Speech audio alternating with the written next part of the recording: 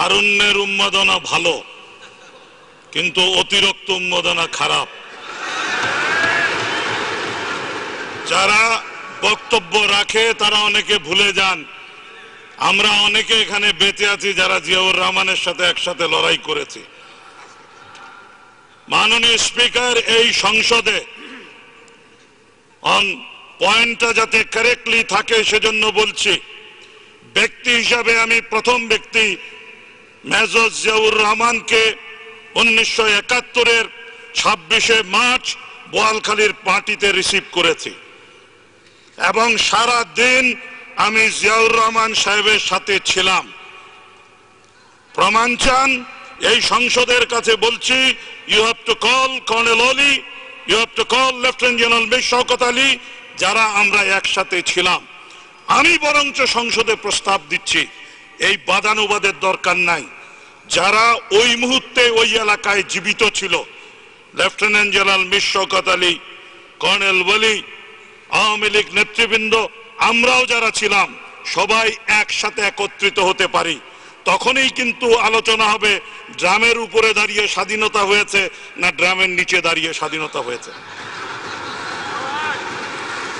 মাননীয় স্পিকার, একই সাথে বলতে চাই, অনেকে একটা জিনিস ভুলে যান, যেই ডিক্লারেশন নিয়ে এত প্রশ্ন উঠছে, declaration on behalf of Bangabandhu দিয়ে জাতির কর্তৃত্ব নিতে চাচ্ছেন, সেই একই রেডিও স্টেশন এই অদম মঈনুদ্দিন খান বাদল 1971-এর 16ই ডিসেম্বর ওই রেডিও স্টেশন দখল করে বাংলাদেশ স্বাধীন হয়েছে ঘোষণা দিয়েছিলাম।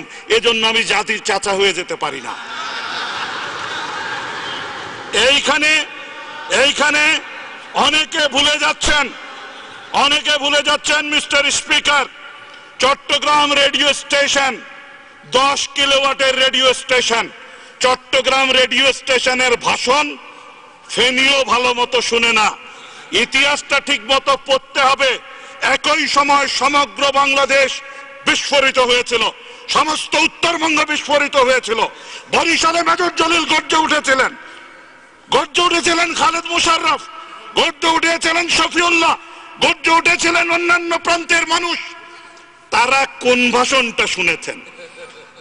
উনাদের বুঝতে হবে সমগ্র বাংলাদেশ একসাথে ফেটে পড়ার পেছনে যেই ব্যক্তির মোহনবাসী সমস্ত বাঙালিকে একত্রিত করেছে, তার নাম উচ্চারণ ব্যতি রেখে ক্রমাগত শ্রদ্ধা এই জাতির অধঃপতন ডেকে এনেছে।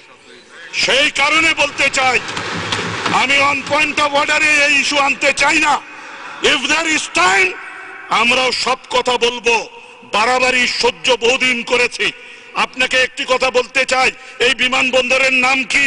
শাহ আমানত বিমানবন্দর ছিল। 26 তারিখ ঘোষণা করেছে হান্নান সাহেব, তার নামটা ছিল। সেই নামটা যেদিন মুছে ফেলেছে, সেদিন কারো কি বিবেচনা ছিল না যে আপনি একজন মুক্তিযোদ্ধার নাম মুছে ফেলছেন, একজন দরবেশের নাম নিয়ে আসছেন যাতে বিতর্ক করা না যায়? সেই কারণে বলছি, থুতু এমন ভাবে নিক্ষেপ করবেন না যেই থুতু গায়ে এসে পড়ে। Let us cool down our head. আমি সংসদে প্রস্তাব করছি 26শে মার্চের এই বিষয়টি নিয়ে খোলামেলা আলোচনা হোক।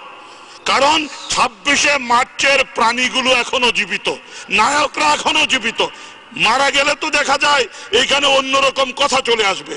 সুতরাং সময় ক্ষেপণ না করে মাননীয় স্পিকার আপনার কাছে আবেদন করছি, এই ইতিহাস, সত্য ইতিহাস যাতে এই সংসদ ধারণ করে, সেটা যাতে জাতির সামনে সঠিক ইতিহাস হিসাবে সহস্র বছর জীবিত থাকে, সেই ব্যবস্থা গ্রহণ করা হোক। আপনাকে ধন্যবাদ। মাননীয় সদস্য।